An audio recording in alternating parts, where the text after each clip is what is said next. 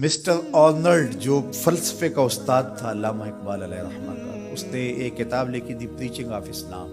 तो उसके अंदर उसने लिखा कि इस्लाम पूरी दुनिया के ऊपर किस तरह फैल गया। बाकी भी तो मज़ाहब थे, लेकिन इस तेज़ी के साथ ऐसे नहीं फैले जिस तरह इस्लाम फैला। तो उसने कहा कि मिन जुमला वजूहात और ज़राए में से एक ज़रिया इस्लाम के फैलने का ये है कि इस्लाम में से हर शख्स को ये हक दिया गया है कि वो दीन की तबलीग करे और नेकी का हुक्म दे और बुराई से मना करे। बाकी मज़हब में ऐसा नहीं है।